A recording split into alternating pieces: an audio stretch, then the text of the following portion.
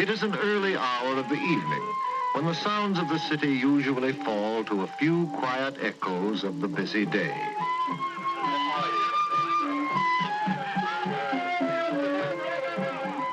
Effendi, there is a crowd gathering in the square. Now some of them are picking up rocks and sticks.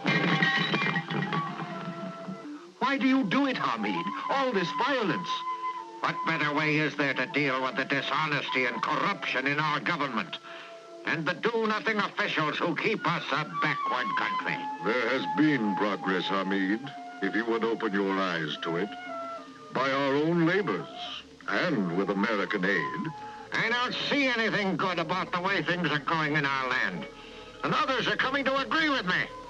And we're going to do something about what we don't like. You'll see. Ah! Just you wait and see.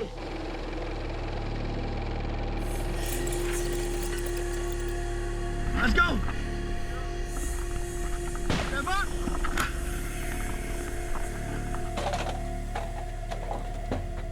These American troops are firing at the Iraqi city of Mosul. This is the third time American troops have tried to take the city. First from Saddam, then from Al-Qaeda in Iraq, today from ISIS.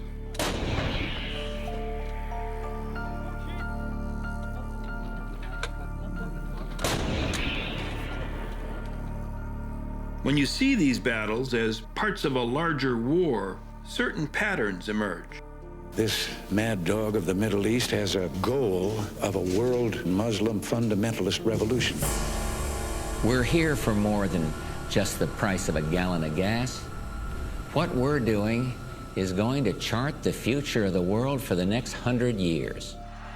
The United States launched an attack this morning on groups affiliated with Osama bin Laden. Under the dictator, prisons like Abu Ghraib were symbols of death and torture. I have determined that it is in our vital national interest to send an additional 30,000 U.S. troops to Afghanistan. Novel tactics win apparent victories.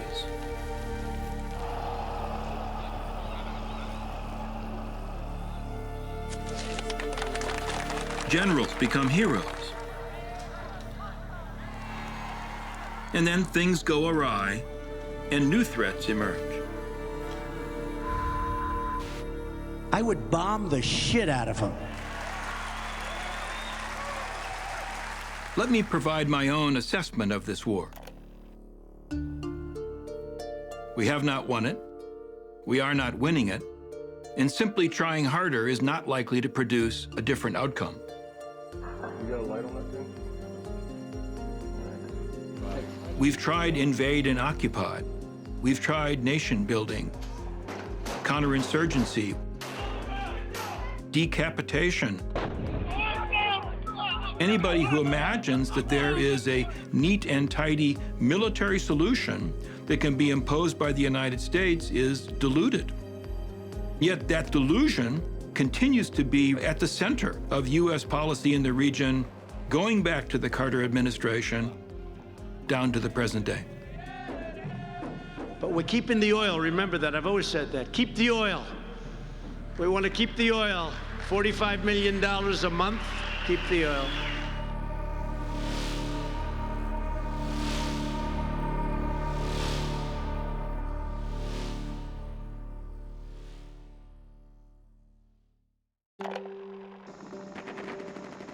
Okay, move out.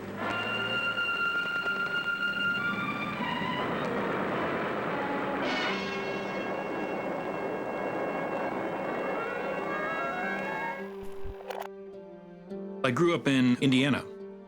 Both of my parents were World War II veterans. This is the 1950s, middle of the country, conservative Catholic household. Patriotism was something that I imbibed with my mother's milk. And patriotism really implied favorable attitude toward the military and toward military service. When I graduated from high school, going to the military academy at West Point was an attractive option, and I took it. That was during the height, really, of the Vietnam War. Students protest the government's measures and show... My classmates and I knew that we were going to pretty quickly be deployed to the war zone. There was reluctance to think too deeply about the war. And the war and the terror went on, and so did the political stability. Put your brain in neutral, deploy, do your duty. That's what I did. We should have been asking the question, does this war make sense?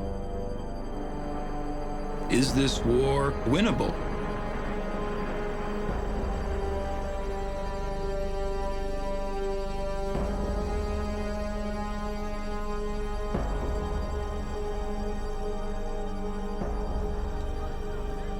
And if it's not winnable, why are we there?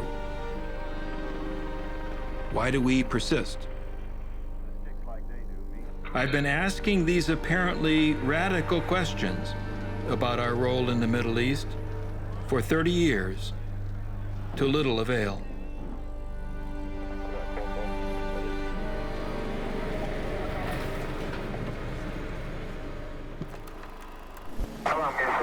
Some say that if we can put a man on the moon, we can do anything. But can we solve our energy problem in time? Nearly half of our oil is now imported. We are exhausting our irreplaceable energy resources. Think about it. At the end of the 1970s, Americans believed the reserves of oil and natural gas in North America were being rapidly depleted. We face at all times the possibility of an emergency shortage, a very severe reduction in supplies of gasoline and diesel fuel for the transportation of the people of America. Highway drivers were limited to 10 gallons of Everybody gas. knew the U.S. dependence upon foreign oil was destined to increase. The economic danger of foreign oil is that the foreign suppliers can get together and raise their prices or cut us off for any reason they wish. That's exactly what happened when the Arab world reacted to America's support of Israel with the 1973 oil embargo. And so the oil crisis induced something like mass hysteria. In Washington, a House committee has approved a standby gasoline rationing plan.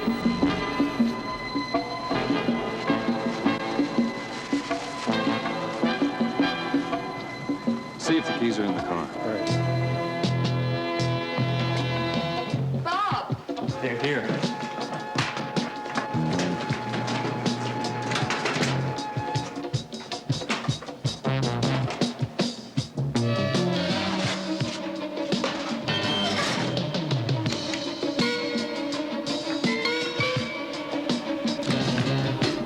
I've called. Daddy? Yep. Will we freeze in the dark?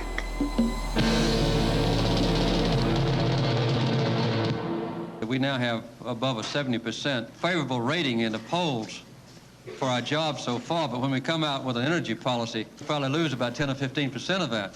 But I'm willing to give up some of my own personal popularity to deal with the impending crisis that's going to come regardless in future years as energy runs out. At the White House, the mood is quiet, almost somber on this critical day in the presidency of Jimmy Carter. When he speaks this evening, the president is expected to set forth a mostly philosophical framework for solving the nation's energy and economic problems. Good evening. I want to talk to you right now about a fundamental threat to American democracy. Energy will be the immediate test of our ability to unite this nation. To give us energy security, I am asking for the most massive peacetime commitment of funds and resources in our nation's history to develop America's own alternative sources of fuel, from coal, from oil shale, from plant products for gasohol, from unconventional gas, from the sun. The speech is enormously thoughtful, and in retrospect can be seen as describing the path not taken.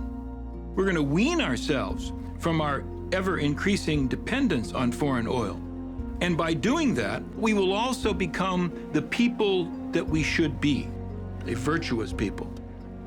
With God's help, and for the sake of our nation, it is time for us to join hands. Mr. President, we've been told that the central thrust of your new energy program will involve sacrifice and voluntary conservation. Is it likely that one of those sacrifices is going to come in the form of a largely increased federal gasoline tax? This was his proposal in the summer of 1979, and it was resoundingly rejected. He's trying to convince the American people to trust him, and these people just don't want to hear what he's having to say. I don't think he said anything. The American people then and the American people today don't want to tighten their belts. They don't want to get by with less. They want more.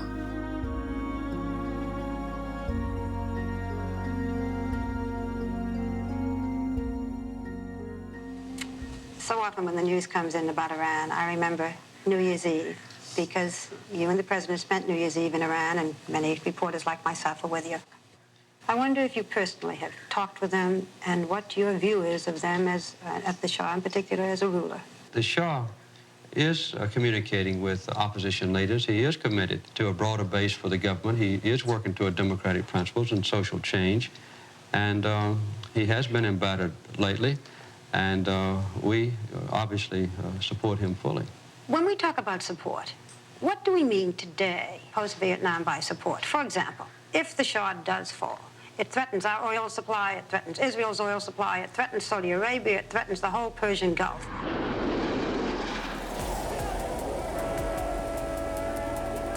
The revolution is on. Ayatollah Khomeini is the symbol of honesty. He's the greatest man that I have ever known. And I follow him because he just wants Iran for Iranian people. The U.S., bound up with the Iranians' hatred of the Shah, becomes the target of mob hatred in October. Iran is bordered in the north by the Soviet Union, and American monitoring stations were deployed along the frontier. Despite the embassy takeover, with relations between the two countries never worse than now, Iran's oil pipelines to the U.S. are still open.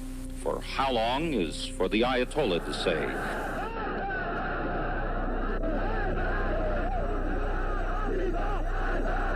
So the oil war began in 1980 as an immediate response to two events. One of those events was the Iranian Revolution, the overthrow of the Shah. The second event was the Soviet invasion of Afghanistan. And in the summer of '79, Carter realizes that he has to undertake some significant initiative in order to persuade the American people that he deserves a second term.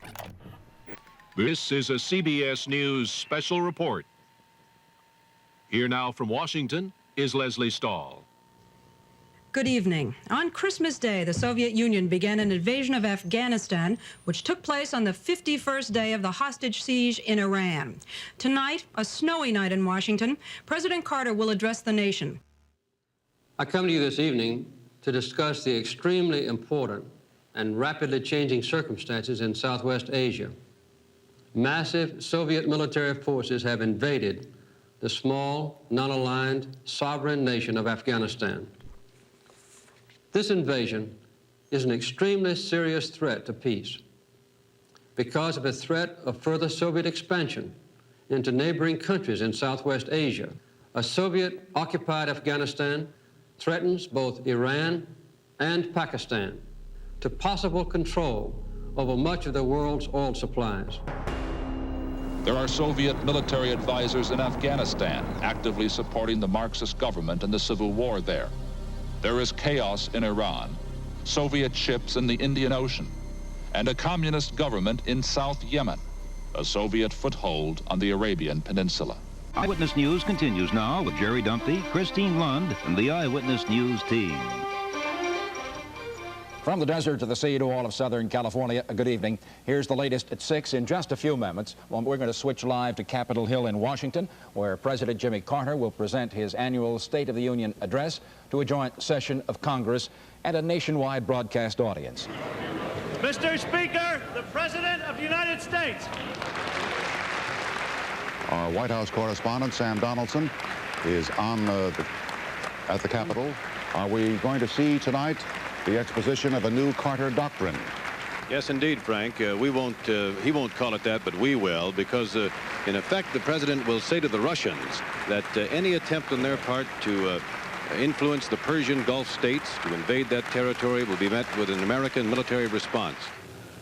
An attempt by any outside force to gain control of the Persian Gulf region will be regarded as an assault on the vital interest of the United States of America, and such an assault will be repelled by any means necessary, including military force. Prior to 1980, there was virtually no U.S. military presence anywhere in the Islamic world. There were no significant war plans. There were no bases. There were no agreements for overflight rights. We weren't prepared to go fight in places like the Persian Gulf. For the first time, the United States is sending combat troops, 1,800 Marines, to the Persian Gulf area as a visible deterrent against any Soviet move to expand beyond Afghanistan. New realities, oil realities, have changed the national mood from no more Vietnams to no more Vietnams, but. Jimmy Carter, our least militant president in memory, triggered the wheels of the national security bureaucracy, and they turned in a direction such that the United States began to gear up for war in that region. Carter, he didn't see what was going to happen, but nonetheless, he was the guy who put things in motion. The American decision to send the aircraft carrier Constellation into the Indian Ocean was a clear demonstration of an important shift in policy.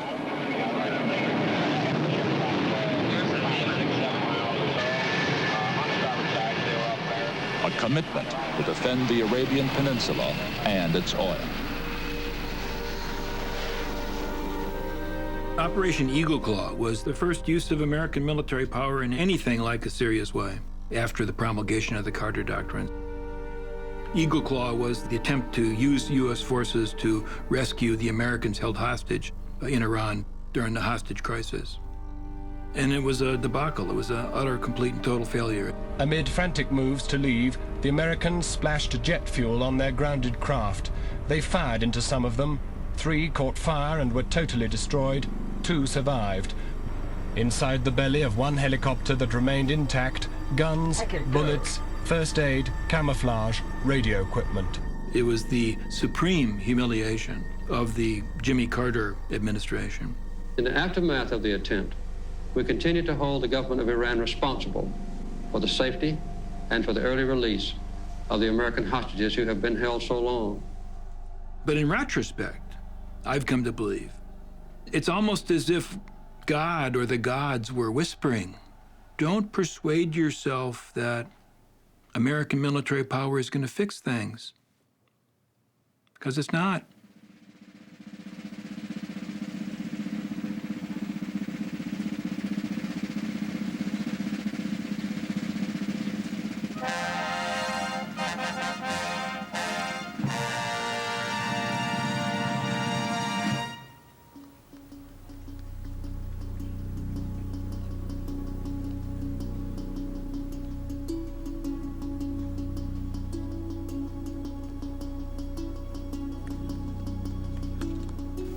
The Saudi Arabians share our purpose. Their supplies of energy are crucial to the well-being of people in many nations.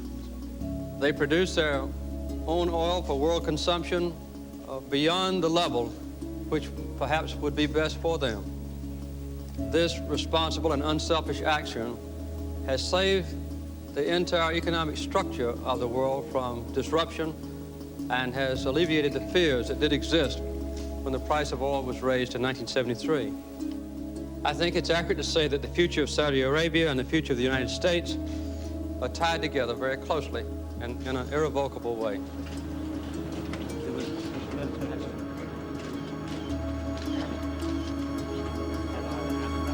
This program has been made possible by grants from Chemical Bank, Fluor, a worldwide engineering, construction, and natural resource corporation, and by the Ford Motor Company, where quality is job one.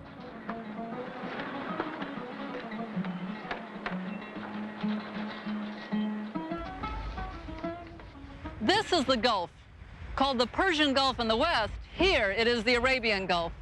Kuwait, Qatar, Bahrain, the United Arab Emirates, Oman, countries known for their oil and for a nervous proximity to the gunshot and smoke of their neighbors' wars. Beyond that, countries almost totally unknown to most of the public. In 1498, approximately the time that Columbus sailed to America, the King of Portugal sent the famous Portuguese admiral, Albuquerque. The mandate, conquer the Gulf. He began a chapter of European domination that changed the world of the Gulf. The Portuguese attacked the towns on the coast and then headed toward Muscat. Albuquerque burned and plundered the city, then cut off the ears and noses of the survivors. The British were not far behind.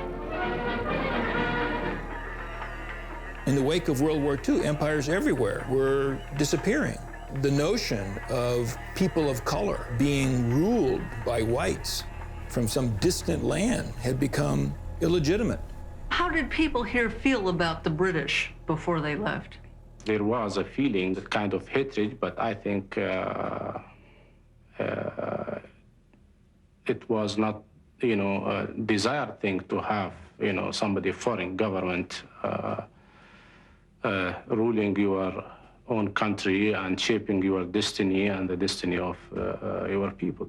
In negotiating this new U.S. military commitment to the region, we had to take into account their sensibilities. These countries had only recently achieved national independence, and they didn't want a large-scale U.S. military presence. The government of the United States has created a new military command to help ensure the security of a critically important area of the world, the United States Central Command. It is responsible for implementing all U.S. military activity in the Central Region, with its main headquarters located at MacDill Air Force Base, Florida. It is vital to the United States' interest and our allies' interest that the unimpeded flow of oil out of the Persian Gulf continues. We're going to put U.S. forces in harm's way, and if the Russians or any other enemy, a potential enemy, wants to take on the United States, I'm going to give them that opportunity to do that. And I'm going to give them with a sizable force that can obviously cause them quite a bit of damage. It is desirable from a political viewpoint in many of our host nations that we not have a permanent military presence. We have what we call an over-the-horizon concept in which my forces and headquarters, of course, would be invited in by a host nation. When that is accomplished, we will return to the continental United States on as expeditious a manner as possible. Implementation of U.S. Central Command required U.S. military forces to remain offshore, over the horizon. The concept is entirely oriented toward deterrence. It isn't designed as an occupation force or an intervention force. It is a deterrent force.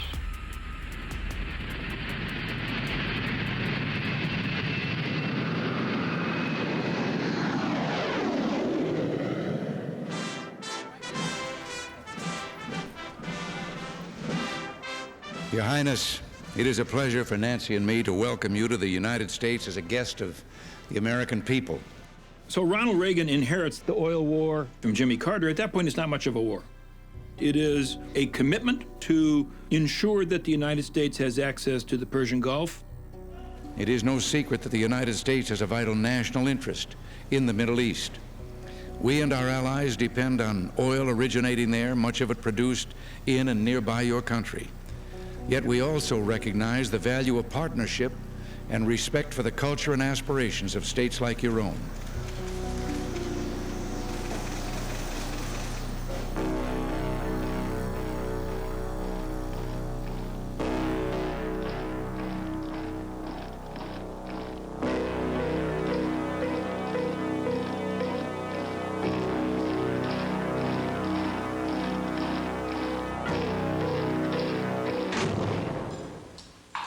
I'm standing on the border between Pakistan and Afghanistan. We were smuggled into Afghanistan by a young mujahideen. Mujahideen, the Muslim word for freedom fighter, or fighter in a holy war.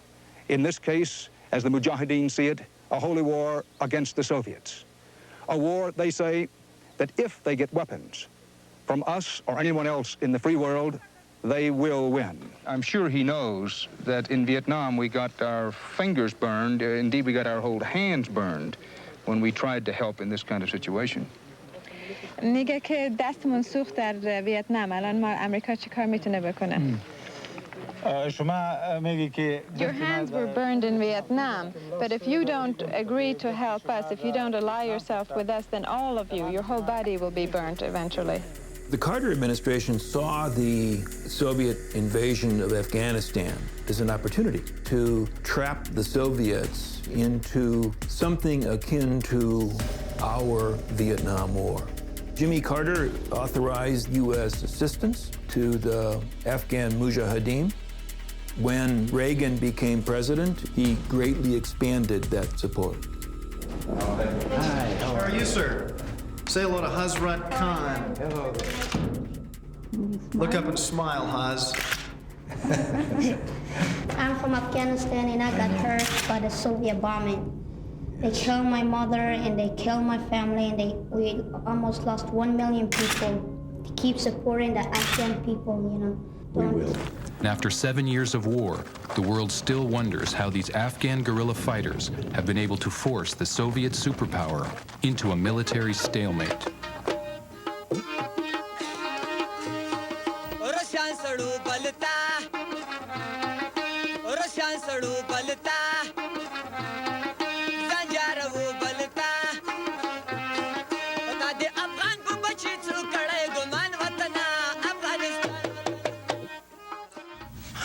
Hamid is a carpenter in eastern Afghanistan. He took his 15-year-old son Maragul out of school 4 years ago. Hamid, like other parents in the village, takes his son to a local village teacher where the lessons continue as they have for generations.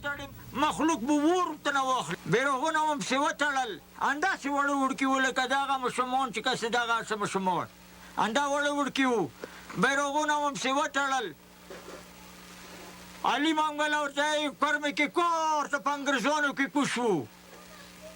Faberogni kalimat Muhammad Rasulullah al-Mishtade. Ne yo put sikata lashwa. Ne dva put sikata lashwa. Ag Angrez piti poksra uvraksho. I am dedicating on behalf of the American people the March 22nd launch of the Columbia to the people of Afghanistan. In the context of the Cold War, the Afghanistan war contributed directly to bringing about the fall of the Soviet Union and the collapse of communism. But if you look at that same conflict in the context of the oil war, it's not a great victory. It may not be a defeat, but it's the cause of more problems. Afghanistan drew thousands of volunteers like these from around the Islamic world. Bin Laden left his comfortable life in Saudi Arabia to become a leader of the Afghan Arabs. Bin Laden's victories against the Soviets were well publicized in Saudi Arabia.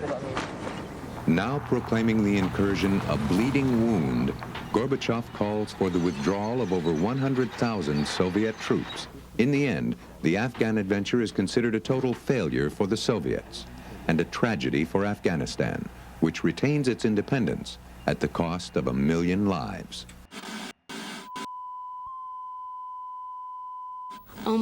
You say that any form of government that would be acceptable to the Afghan people would be acceptable to the U.S. I would reiterate that our hope is for the Afghan people to have a chance to make their own choices concerning their government, free from the occupation of foreign troops. It's my impression that it's very Islamic-oriented.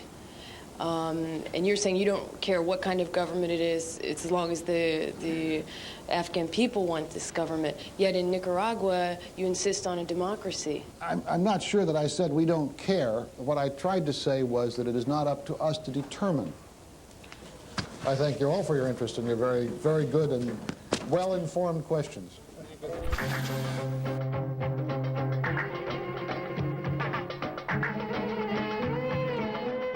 In 1980, when Saddam Hussein invaded Iran, intending to take advantage of the disarray caused by the Iranian Revolution, U.S. policymakers were not terribly displeased.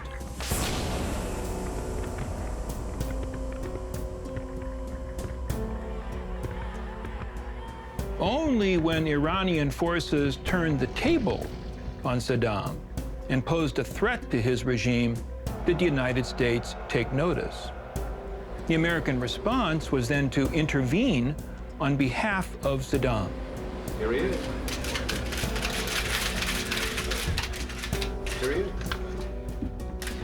I want to speak directly this afternoon on the vital interests of the American people, vital interests that are at stake in the Persian Gulf area. It may be easy for some after a near-record 54-month economic recovery to forget just how critical the Persian Gulf is to our national security. But I think everyone in this room and everyone hearing my voice now can remember the woeful impact of the Middle East oil crisis of a few years ago. The endless, demoralizing gas lines, the shortages, the rationing, the escalating energy prices, double-digit inflation, and the enormous dislocation that shook our economy to its foundations. The United States was drawn into this war because the Reagan administration feared that Iran might prevail. And so we provided intelligence to Saddam Hussein. We facilitated Saddam Hussein's acquisition of weapons. We provided so-called dual-use technologies, helicopters, for example, trucks, computers. At the State Department, Secretary of State George Shultz and Iraq's Foreign Minister Tariq Aziz met to discuss implementing a UN ceasefire in the Gulf. Yes, it is. The weather in autumn and the beginning of winter, spring, March and April, are very good months, but not in July and August. Amazingly, in the middle of this effort to support Saddam Hussein against the Ayatollahs, the Reagan administration also undertook a bizarre effort to provide weapons to Iranian forces in hopes of securing Iranian assistance in freeing a small number of American hostages in Lebanon, the so-called Iran-Contra affair. By giving Iran what it wanted, military arms, the U.S. was hoping to get what it wanted, the return of American hostages in Beirut. At this juncture of the Iran-Iraq War, the United States was supporting both opposing sides. Saddam Hussein was unhappy and expressed that unhappiness by ordering the Stark attack. The Stark was hit by two exocets. The first one went through it, the second one detonated, and you had a horrendous explosion. Saddam claimed that the attack on the Stark was an accident and apologized and even offered some compensation to the victims. U.S. officials have accepted Iraq's explanation that that was an unintended attack and a tragic accident.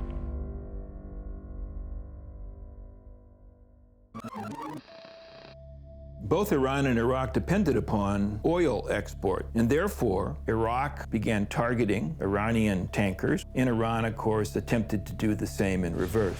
Our actual residential quarters are upstairs, but this had then always been the dining room for the family. When Kuwait tankers began to be targeted, the Emir of Kuwait asked the United States to protect his tanker fleet. Let me re-emphasize for all of you that the United States commitment to the security of Kuwait and our other friends in the Gulf is stronger than ever. Kuwait's resolve in the face of Iranian intimidation and terrorism is most impressive. And the result was that the Kuwaiti tanker fleet was reflagged, began to fly the Stars and Stripes. It took about 7 hours for 3 U.S. Navy warships to escort those 2 reflagged Kuwaiti tankers through the area of greatest risk, the Strait of Hormuz. Mark this point well. The use of the vital sea lanes of the Persian Gulf will not be dictated by the Iranians.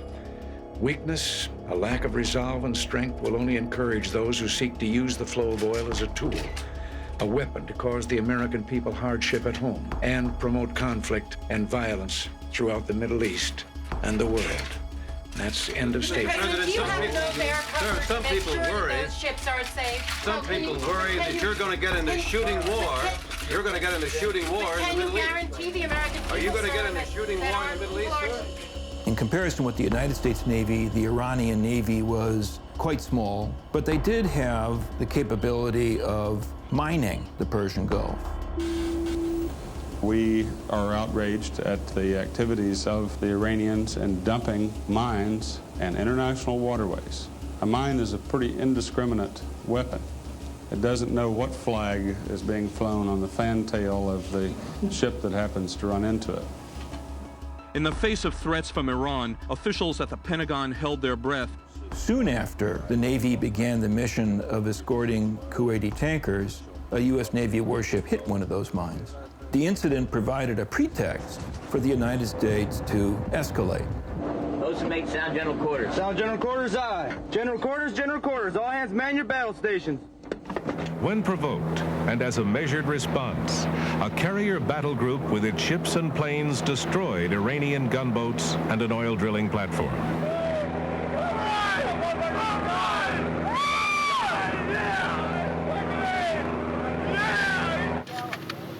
Mr. President, could you do a U-turn and go about 50 feet and try it just one more time, and then it'll be done?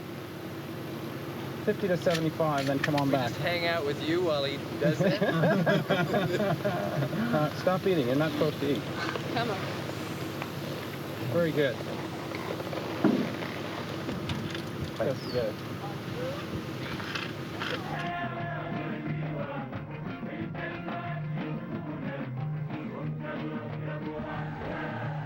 When the Iran-Iraq War finally ended, it found Saddam Hussein more or less broke. He owed Kuwait billions of dollars that Iraq had borrowed. Basically said to the Kuwaitis, I was fighting Iran on your behalf, on the behalf of all my Arab brothers, and I think the only decent thing for you to do would be to write off this loan. Kuwaitis said, ain't gonna do that. And that resulted in Saddam Hussein invading Kuwait. When this administration began, we sought to strengthen the ceasefire between Iran and Iraq and to improve relations with Iraq. Saddam's calculation that he could get away with invading and annexing Kuwait stemmed from his understanding of U.S. attitude toward Iraq. We were his friend. We were his de facto ally.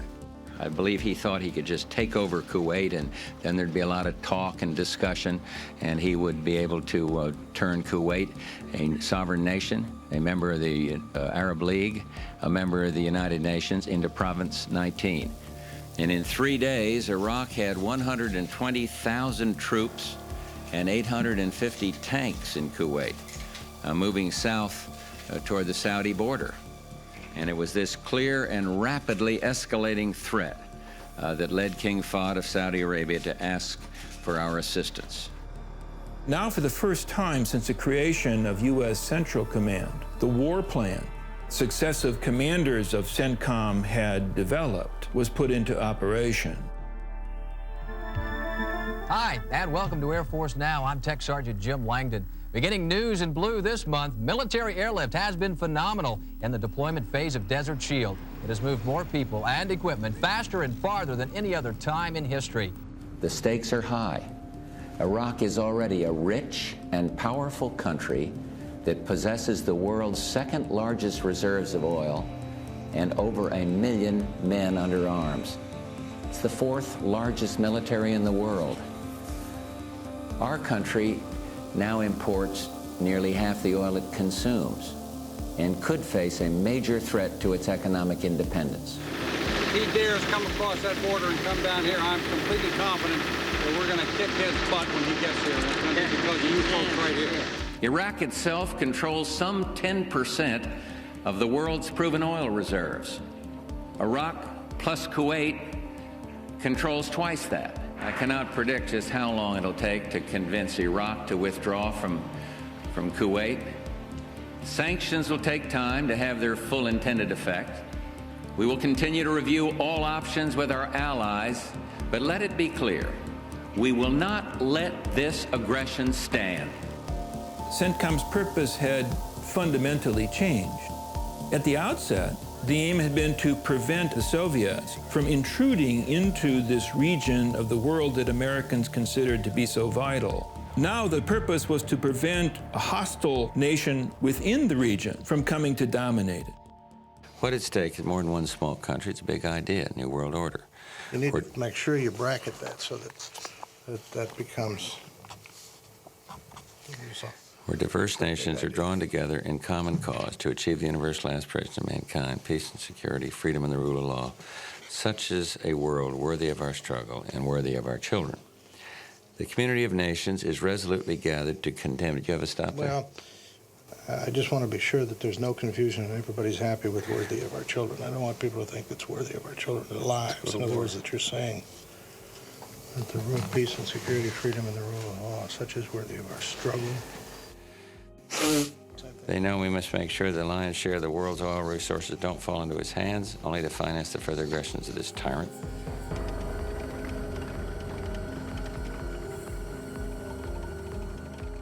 Back in August, when you talked about oil, protecting the Middle East oil reserves, and you talked about American jobs, in fact, the American way of life being endangered. Yet when you went out on the campaign trail, you seemed to shy away from oil. You said demonstrators don't seem to understand that we're not going to go to war for oil. But that was one of the things you talked about. And in fact, isn't oil part of the American national interest? Isn't that a main reason we're there? It is a part of it, but it is not the main reason, or I'd say a main reason. Ladies and gentlemen, the President of the United States and Mrs. Bush, accompanied by Major General Evan Haltman. What was and is at stake is not simply our energy or economic security and the stability of a vital region, but the prospects for peace in the post-Cold War era, the promise of a new world order based upon the rule of law. This will not be another Vietnam.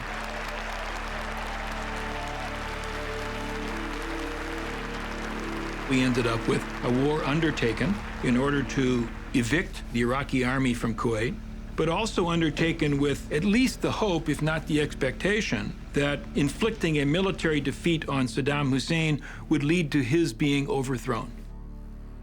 This is a large combined arms army. It has tanks, it has personnel carriers, it has air defense guns. Our strategy to go after this army is very, very simple. First, we're going to cut it off, and then we're going to kill it. There's not going to be Panama or Grenada or Rambo-like movie. This is going to be a bloody, long, terrible war.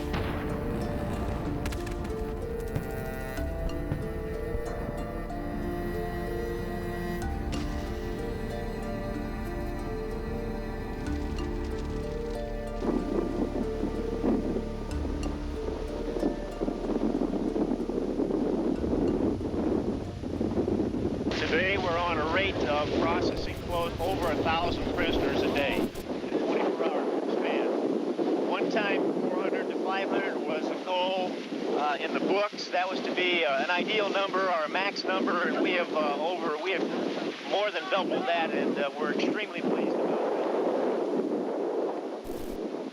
They've all been searched, and they're now in a holding tank area that will handle approximately 50 to 100 prisoners. This is where the first processing lines begin.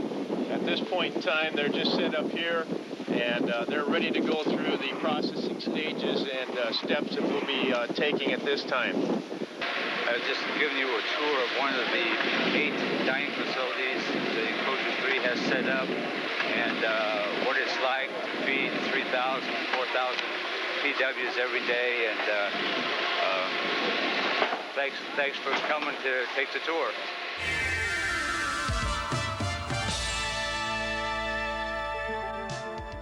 Our armed forces fought with honor and valor. Aggression is defeated. Kuwait is free. The war is over.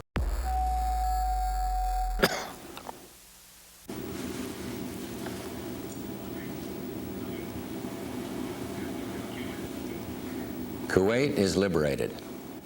Iraq's army is defeated. Our military objectives are met.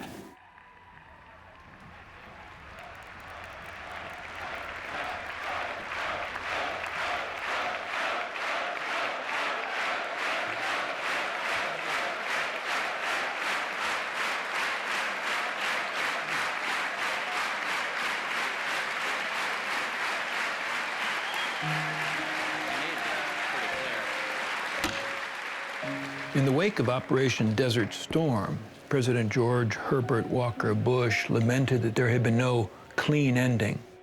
He was right. Saddam Hussein survived in power. The United Nations sanctions must remain in place against Iraq until a new leadership emerges in Baghdad, a leadership willing to live in peace with its neighbors and its own people. He crushed an uprising by Iraqi Shiites and Kurds with U.S. forces standing by.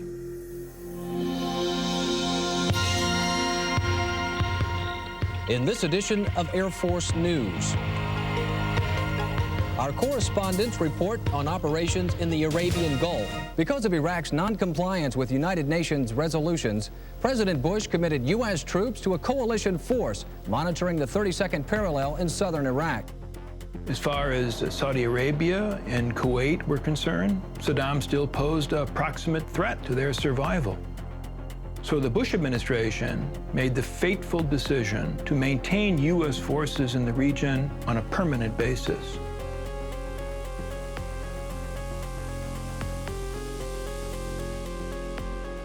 My fellow Americans, this evening I want to speak with you about an attack by the government of Iraq against the United States. This past April, the Kuwaiti government uncovered what they suspected was a car-bombing plot to assassinate former President George Bush while he was visiting Kuwait City. The United States is conducting daily combat air patrols over northern and southern Iraq. Earlier today, I ordered America's armed forces to strike military and security targets in Iraq. With some frequency, is targeting Iraqi military installations on the ground. Nobody's paying attention. The idea was to contain Saddam and therefore maintain regional order and stability.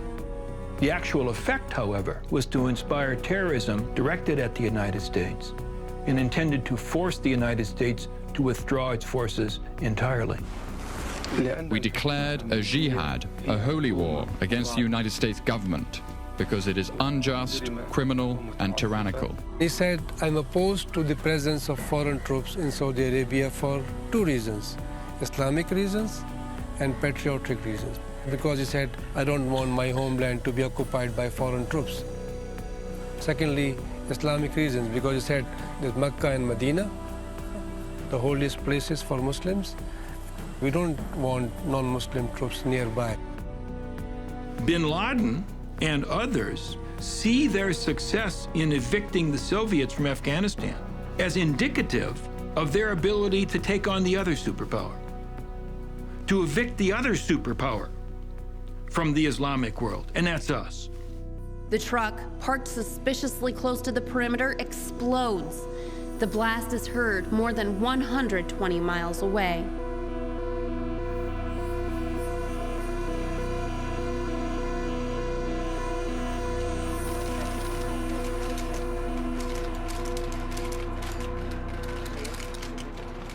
I want to say a few words about yesterday's outrageous attack on Americans in Saudi Arabia. We will not resist, we will not rest in our efforts to find who is responsible for this outrage. And heck, Bin Laden has declared war on the United States of America. It's not like it's a secret. Bill Clinton's response to that is ineffectual.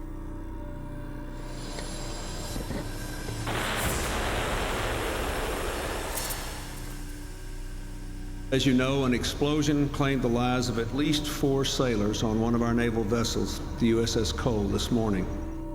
Terrorism is one of the greatest dangers we face in this new global era.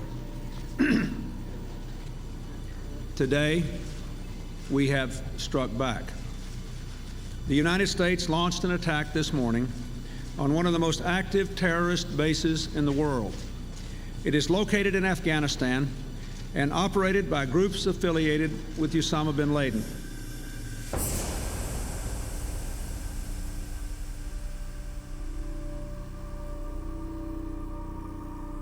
Today, I ordered our armed forces to strike at terrorist-related facilities in Afghanistan and Sudan.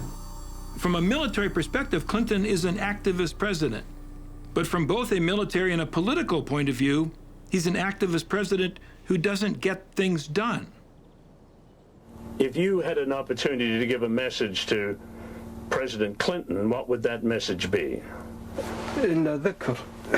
Mentioning the name of Clinton provokes disgust and revulsion. The president has a heart that knows no words. A heart that kills hundreds of children definitely knows no words.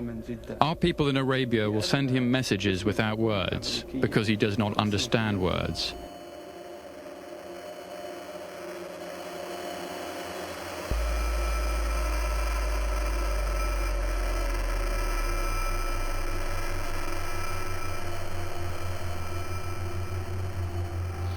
فها هي أمريكا قد أصابها الله سبحانه وتعالى في مقتل من مقاتلها فدمر أعظم مبانيها فلله الحمد والمنة. وها هي أمريكا قد امتلأت رعبا من شمالها إلى جنوبها ومن شرقها إلى غربها. 9/11 happens. This administration filled with people who imagine that they are great experts catches them utterly by surprise. Terrorism against our nation will not stand. And now if you join me in a moment of silence. And George W. Bush has the unenviable task of explaining to the American people what happened and why this happened and how it's never going to happen again. With every atrocity, they hope that America grows fearful, retreating from the world and forsaking our friends. They hate our freedoms, our freedom of religion, our freedom of speech, our freedom to vote and assemble and disagree with each other. And tonight, the United States of America makes the following demands on the Taliban. Deliver to United States authorities all the leaders of al-Qaeda who hide in your land.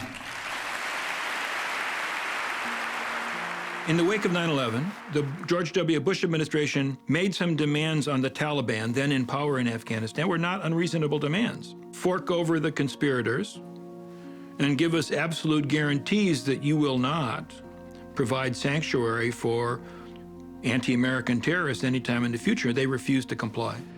And now to the war against the Taliban. It's been almost a week now since the bombing campaign against Afghanistan began. As you know, it's not easy to get a complete picture of what is happening. We were fortunate this week to have our reporter Dan Harris on a trip organized by the Taliban to Kandahar. Bye. We were always in the company of young Taliban soldiers, good-natured and well-armed. They put us up in these guest houses and fed us meals cooked by a chef who had lost his arm fighting the Russians. Everyone from the man on the street to the top brass said no to handing over bin Laden. We are not ready to hand over such a Muslim to foreigners, especially to Americans who are presently killing our innocent people. So it was necessary for us to overthrow the Taliban. Wasn't necessary for us to then stay in Afghanistan, going on the better part of 2 decades. U.S. officials still insist it's only a matter of time before the Taliban collapses. But they admit it's taking longer than they thought. While the Pentagon continues to release videos of pinpoint strikes, administration officials admit they are frustrated with progress in the war. And this interesting twist, a former Soviet air base may be put in use again as a staging ground for U.S. military operations in Afghanistan. Huge fireballs erupted today directly over the Tora Bora caves, hiding the final remnants of the al-Qaeda and possibly their leader, Osama bin Laden.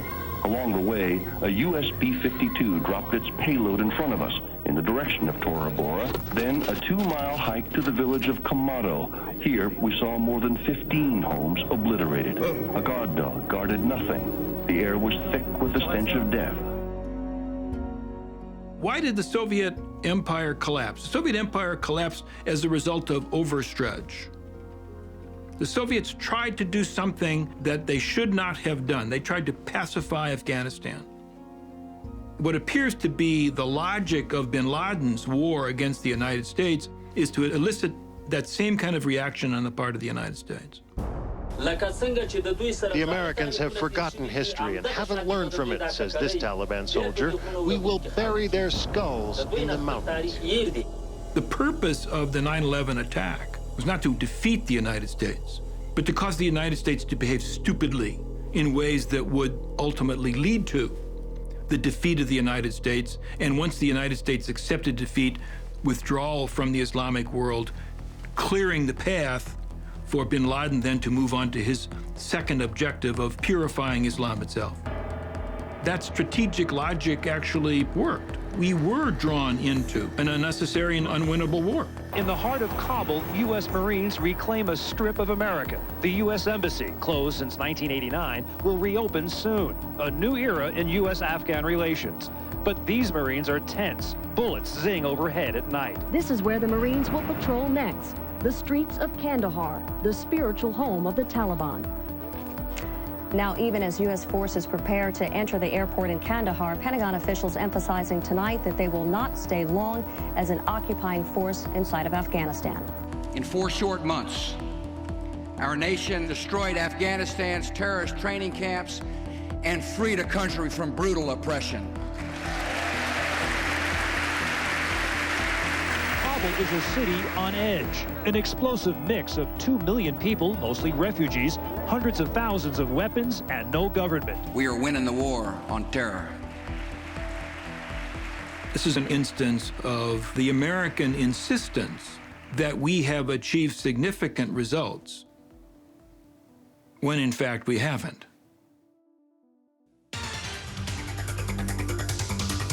Will the U.S. be as successful in war against Iraq as it was in Afghanistan? 66% say yes, 26% say no. So the public thinks that the U.S. could get the job done if President Bush gives the order. In fact, I think you had a poll, Wolf, last week that showed that 78% of the American people think we should go after Iraq next. So I think that the president's got an opportunity to lead here. I think with the right leadership and the right strategy, we can accomplish a lot there. Bush and those around him, particularly Vice President Cheney, Secretary of Defense Rumsfeld, Deputy Secretary of Defense Wolfowitz, they didn't see Saddam Hussein's Iraq as a threat or a danger. They saw it as an opportunity. We'll have to deal with the networks. One of the ways to do that is to drain the swamp they live in. And that means dealing not only with the terrorists, but those who harbor terrorists. They believed, fancifully, transforming Iraq into some semblance of a pro-Western liberal democracy was going to be easy. And they believed that by achieving that in Iraq, they would then lay the basis for a broader transformation. They tried to market the Iraq war by portraying Saddam Hussein as the embodiment of evil, as somebody who's acquiring weapons of mass destruction, and if given the chance, will pass the weapons of mass destruction to Al-Qaeda. We know now that's all bogus. Saddam Hussein had nothing to do with 9/11. He certainly didn't have weapons of mass destruction, and indeed didn't even have a significant weapons of mass destruction program underway. Roger, they can continue with that task. Out to you. Bravo 1, this is Bravo, over. A human life is a human life. A human limb is a human limb. If you care about a human life, then you have to lift the embargo. Well, no, that's not for me, because I'm merely an engineer looking at the supergun. And I am an engineer too, and this is the easiest way for us.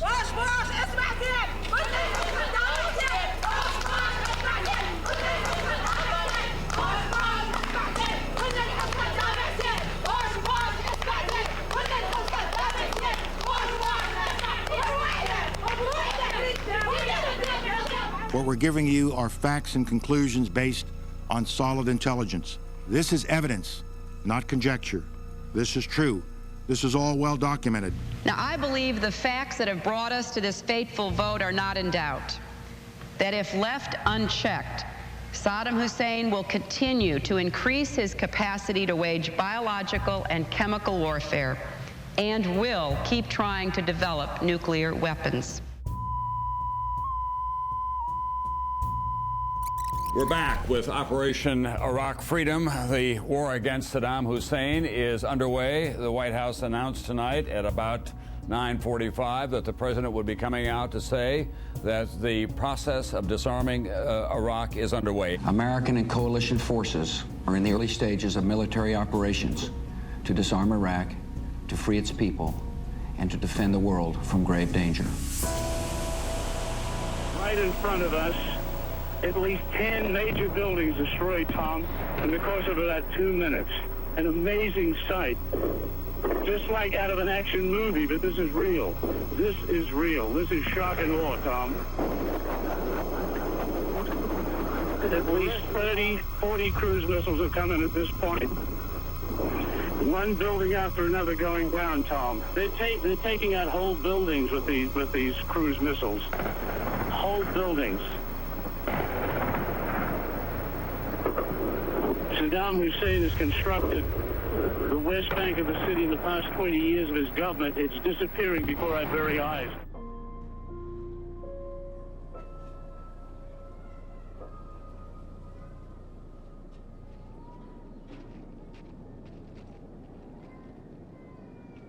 The conviction was that a demonstration of American military supremacy, not simply American military strength, American military supremacy, the capacity to win decisive victory quickly and cheaply, and the will to do that, that in a sense that would transform the entire landscape in the region.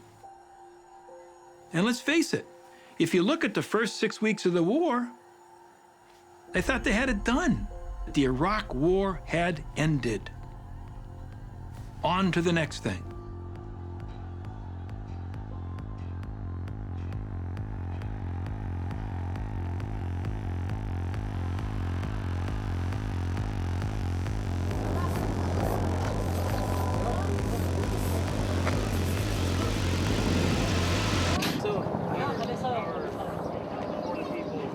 They're trying to take over the government. We're not going to let them. You know, I am the government. I am the governor of this place. By default, and by the law of war, we conquered these people, so now I'm responsible for taking care of them. I will take any questions if anyone has any. If I don't know the answer, I'll make one up. We want the freedom. Freedom, not just from Saddam. We want the freedom also from America and British. Okay? In April 2003, the 82nd Airborne had commandeered a schoolhouse in Fallujah to be used as billets for an infantry company. Yet as long as GIs remained in the schoolhouse, there could be no classes. Angry Iraqis gathered to protest the presence of the Americans. They threw stones, they chanted anti-American slogans, and eventually somebody, no one really knows who, fired a shot. Consequence, the Americans launched a fusillade of fire that killed more than a dozen Iraqis and wounded dozens more. American casualties were zero. It was like the Boston Massacre of 1770, except now the Americans were the redcoats and the Iraqis were the patriots, demanding that foreign troops leave their city. No news on the British Army to Kuwait. No, are you local? The British? Yes. The British are good people. Good boys. Welcome, welcome. If you are an Iraqi, it's difficult to buy the rhetoric of we're here to spread freedom. Anglo, English, British, those terms stand for something other than liberation. They stand for oppression. They stand for manipulation. They stand for exploitation. The locals, they didn't like them working with Americans, and pretty much nightly they would shoot at the bunker, fire rockets, fire mortars, things of that nature. But it was an adjustment and quite exciting getting used to the nightly gunfire and the fireworks shows. So things are better now, sir? Things are much better. Since the transfer of authority, I think that, at least in my perception and walking the streets, is that people have come to terms with the fact that, we are not here to take over their country. We're here to, help out where we can. Welcome to OIF Today, your source for the latest news on Operation Iraqi Freedom. With the help of coalition advisors, Iraqi security forces captured 7 insurgents involved in extrajudicial killing cells during 2 raids in the capital city. Iraqi forces detained 2 insurgents believed to be involved in several kidnappings of Iraqi citizens working for coalition forces. Some of the others arrested are suspected of weapons dealing and backing foreign fighters. The first cohort of U.S. commanders charged with the occupation of Iraq put down a very big bet. They wagered that repression would produce submission.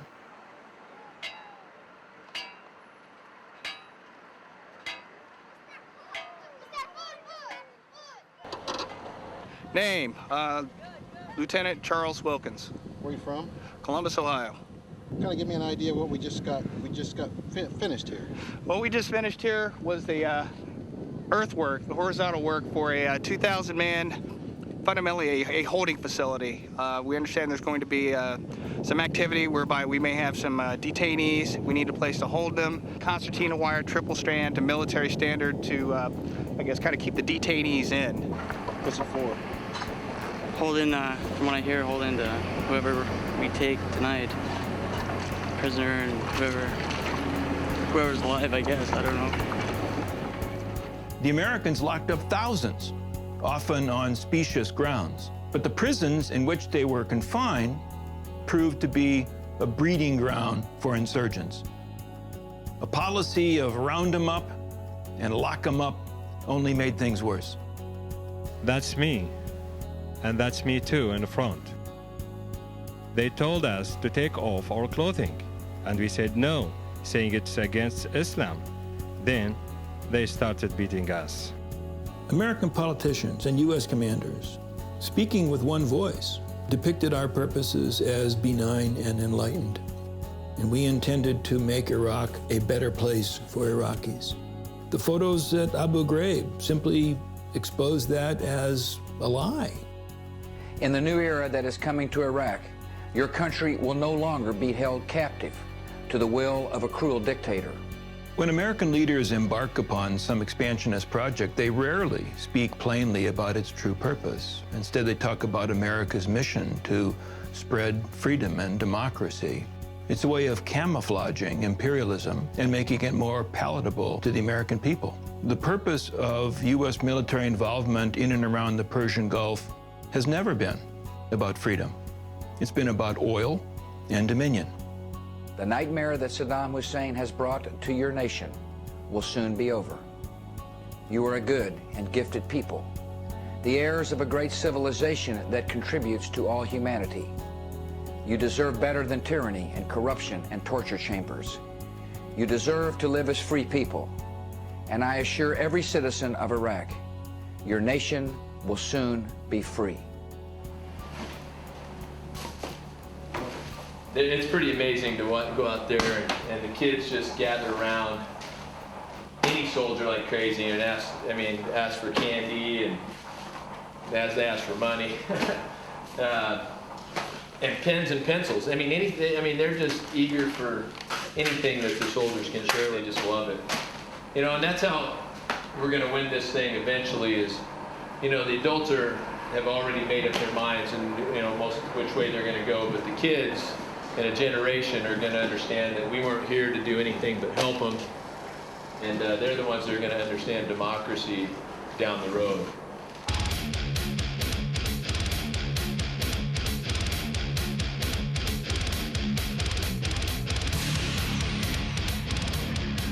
On November 8th, Operation Al-Fashir kicked off at the request of Iraq's Prime Minister, Ihad Alawi, and the interior Iraqi government. The Marine Corps' Regimental Combat Team 1 and 7, along with elements of the U.S. Army, were called upon to assault and clear the corrupted city of Fallujah, which had been acting as a safehold for numerous anti-Iraqi insurgents and various foreign fighters over the past several months. General, there's a lot of debate back in the States, as you know, as to who exactly we're fighting in the streets down there. Are we fighting remnants of the Saddam regime? Are we fighting terrorists coming in from outside, jihadists? Or are we fighting just Iraqis who were ticked off at the occupation? The fighters in Najaf didn't have the will to fight that the fighters that we're seeing here do. I don't know whether that's because they're a different political group or a different tribe. It might have to do with this is supposedly the last stronghold of the insurgency here in Iraq. So it might be kind of backed into a corner thing. Car bombs have targeted hundreds of innocent Iraqis, including dozens of Sunni Arabs leaving a mosque in Al-Anbar province. Suicide vest bombers killed over 3 dozen students at Mustansiriya University in Baghdad. 14 Iraqi policemen were killed execution style while bound and blindfolded last week. The Iraqi vice president was wounded by an assassination attempt, though thankfully and impressively he remains undaunted and is already back on the job.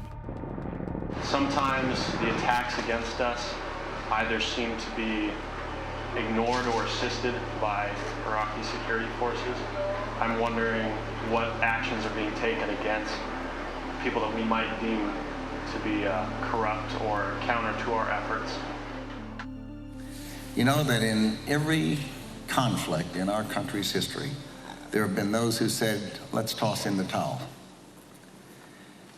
It isn't working, they say. It was true in the Revolutionary War. George Washington was almost fired.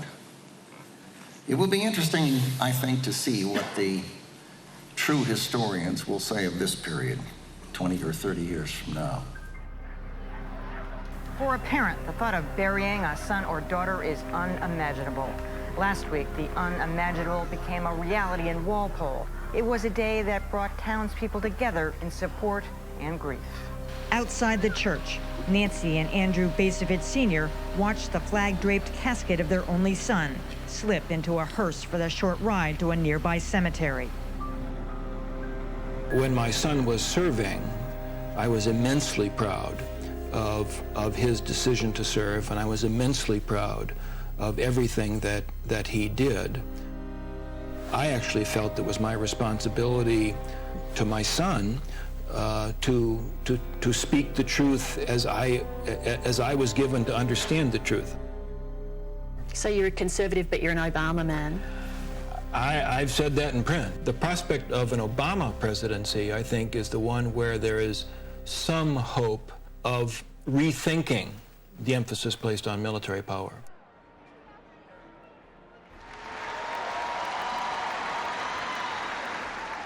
He has kept his promise to responsibly bring you home from Iraq.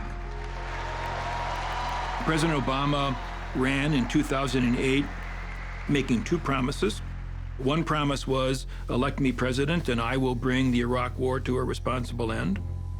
Because of you and the work of those of you in uniform have done, we are now able to end this war. The second was, elect me president and I will win the Afghanistan war, which he described as the necessary war. It is in our vital national interest to send an additional 30,000 U.S. troops to Afghanistan. Let me press you on that, Andy. If we withdraw, you will have a country that allows Al-Qaeda and its ilk to operate, to train, to have bases. Why is that not a threat? It seems to me that we should at least examine the possibility that there are ways to prevent that from happening that don't require us to maintain tens of thousands of U.S. troops there in perpetuity.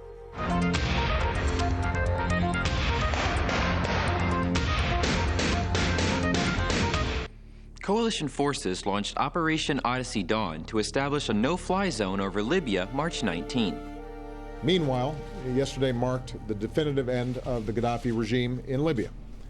And there, too, our military played a critical role in shaping a situation on the ground in which the Libyan people can build their own future. At least 3,000 people died last year trying to reach Europe by crossing the Mediterranean. Flimsy vessels provided by people smugglers proving no match for the high seas. I've made it clear that I will never hesitate to use our military swiftly, decisively, and unilaterally when necessary. That's why we're going after Al-Qaeda, wherever they seek a foothold.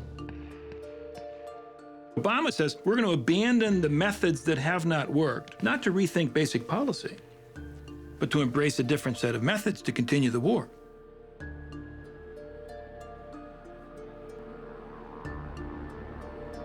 Rather than invading and occupying countries, we're going to place a greater emphasis on airstrikes, missile-firing drones. Actually, we'll add 3, so approach instead of being 73, it'll be 76. And therefore, the American people once more disengage.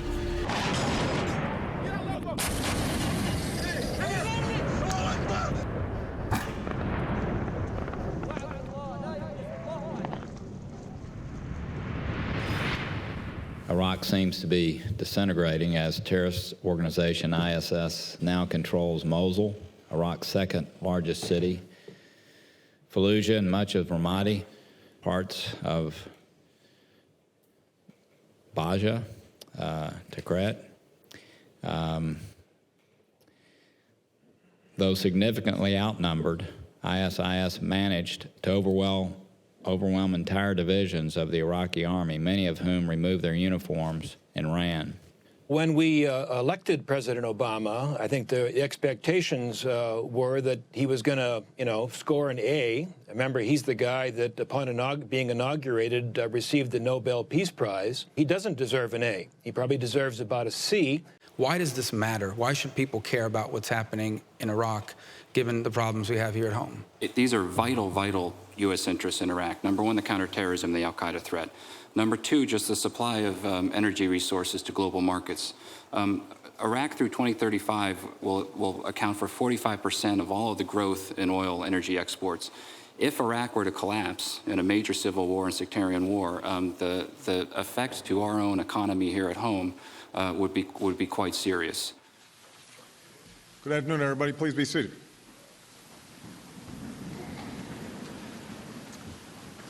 It is a great honor to return to the National Defense University.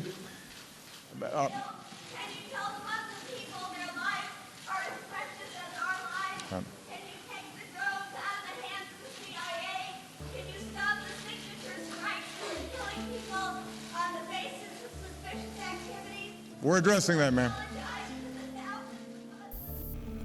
In early 2015, I received an email inviting me to have lunch with the president in the Oval Office. And first I thought it was a joke. It turned out not to be a joke.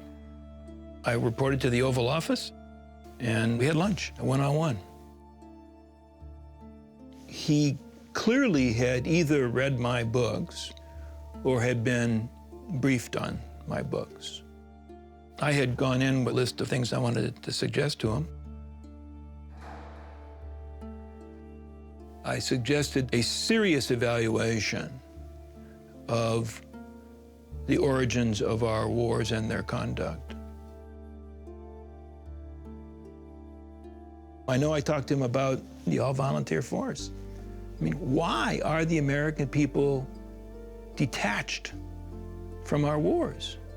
I mean, there is a very simple answer. It's because unless you volunteer to sign up, you, your family, you are untouched by these wars. On each of the points I made, his basic response was, "That's a really good idea." Now let me explain to you why I can't do that. And I came away thinking that even when a president like Obama tries to reach outside the bubble and hear other voices, even if that's undertaken seriously, that it's unlikely to have any real effect.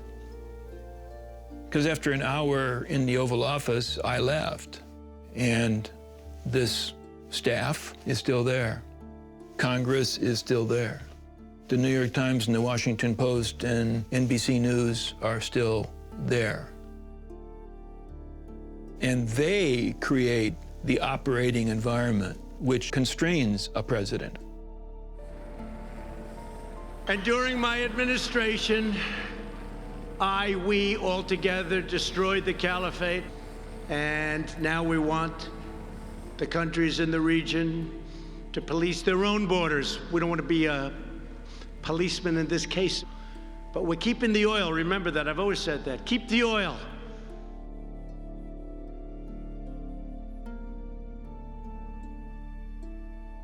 The folly has now been laid bare. The news of the day is one more president campaigning to bring the troops home, only to continue the war once in office. And this time without even the pretext of a coherent strategy. We took action last night to stop a war. We did not take action to start a war. This is a war we've been fighting for 40 years. A war we fight because we believe our way of life depends on access to oil, against local people who don't want us to dominate their politics.